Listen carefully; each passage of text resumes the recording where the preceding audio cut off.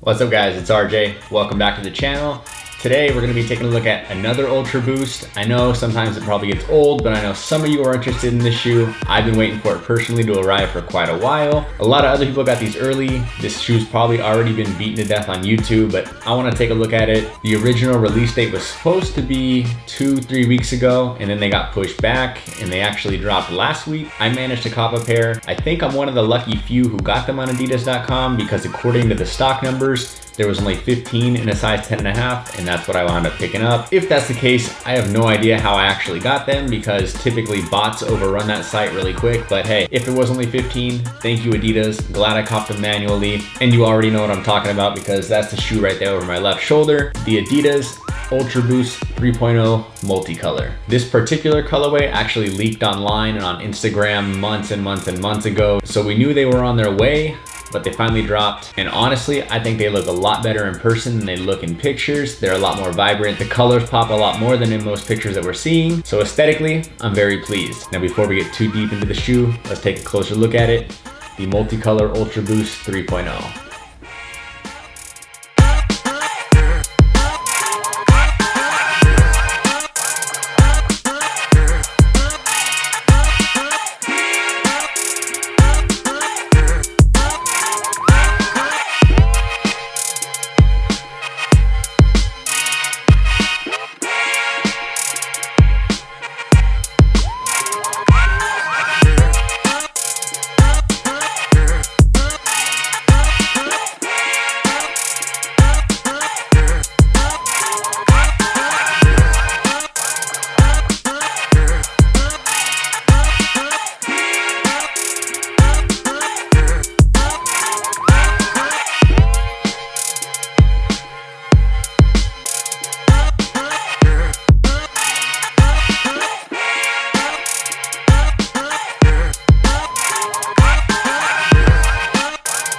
Now, obviously, this is a good looking shoe. If you like Ultra Boost, I'm sure you like this colorway. Not a lot of people were hating on it. It got a lot of love, sold out very quick.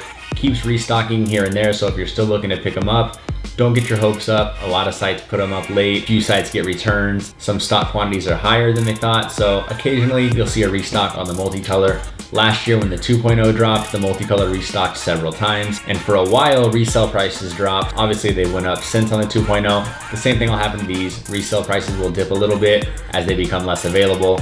They'll start to skyrocket like most Ultra Boosts do, and more than likely resale will probably settle somewhere around $280, $300 for the next couple months. So if you're looking to find them at retail, I'd probably sit another week or two, see if you can find them on a restock. If not, I don't think paying 50 bucks over retail is too much to ask for if you really want the shoes. Now, as far as the shoe goes, 3.0 knit pattern. We're pretty used to the knit pattern. Don't really need to talk about that too much. Obviously it's a multicolor, but all those colors are sitting on a black prime knit base. You've got rainbow multicolor stitching all the way throughout from the toe box all the way to that heel panel. The tongue features just a slight variation, but still prime knit as always. Also features that Adidas Performance logo. Plastic TPU cage, plastic TPU heel cup with black Ultra Boost branding, neoprene inner liner, removable Ultra Boost insole, Ultra Boost branding as always, white bottom, flat black and gray laces, black lace tips. I actually like these laces a lot. They're a little bit different material than most Ultra Boost laces. We've seen these a few times on past pairs, but these are just a little bit smaller, a little bit thinner,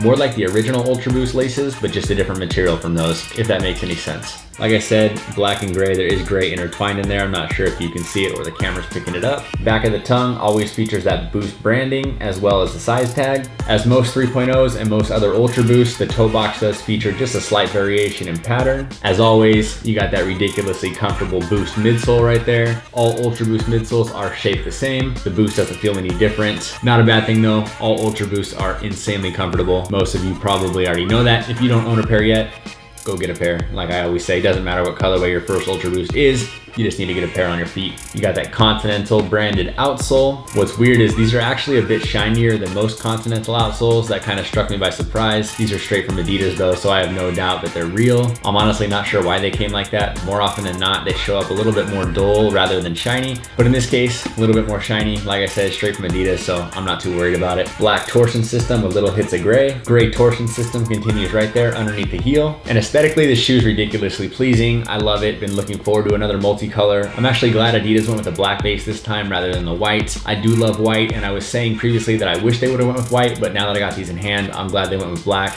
Nice change of pace from the 1.0 and 2.0 multicolors, as well as the rainbow multicolors that dropped on my Adidas that I've shown you guys in the past. So great change of pace. Shout out to Adidas for that one. Now let's get to sizing. Adidas, what are you guys doing? I don't even know where to start. I love Adidas. You guys know that. I just really don't know what to say anymore when it comes to sizing. When it comes to 3.0s, I can't even say 3.0s fit this way or 3.0s fit that way because they all fit so differently. It's really frustrating. You order them online, the majority of them sell out ridiculously quick. So if you get the wrong size or they don't feel right, it's not like you can just exchange them. So if you get the wrong size, you're just sending them back and then you'll never see them again unless you wind up paying resale for them. So when it comes to the multicolor 3.0 Ultra Boost, here's my consensus. And keep in mind that everybody's feet are different. Everybody kind of has different thoughts on how this particular colorway fits, but this is my opinion, so take it with a grain of salt. This shoe is really long. I went with a 10.5, and that's my true to size typically when it comes to 1.0s and 2.0s. I heard they fit tight, I heard they were snug, so I went with a 10.5 just because most 3.0s I fit perfectly into a 10. So when I heard they were tight, 10.5 obviously was thought to do the job. Now it fits, don't get me wrong, but it doesn't fit quite how I expected. The shoe is just really long. It's a lot longer than most other 10.5s that I have. I do have a ton of room in the toe box, but when it comes to the fit right around your ankle, it's really, really snug. The only thing I can really compare it to is the original blue parlays. If you got those, the 3.0s, these fit really similar to those. It's weird though because everyone said those fit differently because of the different materials they used, but this is just OG Ultra Boost Prime Knit. Nothing a whole lot different than other Ultra Boosts that we've seen, but for whatever reason, right around here, right around your ankle, these things squeeze you just a bit harder than any other Ultra Boost that I've put on. So with that said, they're a little bit difficult to get on. I can slip my feet into most other Ultra Boosts without even putting my hand on the shoe, but this one does require just a little bit of a tug to get these on my feet completely. But then once they're in there, there's a lot of room in the toe box, like I said, just really snug up here by the ankle. I'd say go true to size. True to size being whatever your 1.0 true to size is, go with that. Anything smaller, it's just gonna be way too tight, and anything bigger might feel ridiculous in the toe box. So that's my outlook on the sizing when it comes to this colorway. Like I said, take it with a grain of salt. We all have different feet. They feel different to everybody, but I think overall the consensus is they're a bit tight. The only other thing worth mentioning is the back panel is actually really cool looking. I think that's the best part of the shoe. I've had a few other people mention that as well. I don't know what it is, but the black stripes combined with the multicolor back there just sets it off. So overall, my favorite part of the shoe. And other than that, there's not a whole lot left to say on the multicolor Ultra Boost 3.0. Hopefully that gave a little bit of insight for some of you who are still looking into the shoe, contemplating whether or not to pick it up. I think it's definitely a must-have when it comes to 3.0s. Not a whole lot of other 3.0s that have dropped that I've absolutely wanted to have in my collection. This is one of them. Might be the last 3.0 that I pick up. We have the 4.0s coming up soon. Unless a crazy collaboration drops, I'll definitely consider that route if it's a 3.0.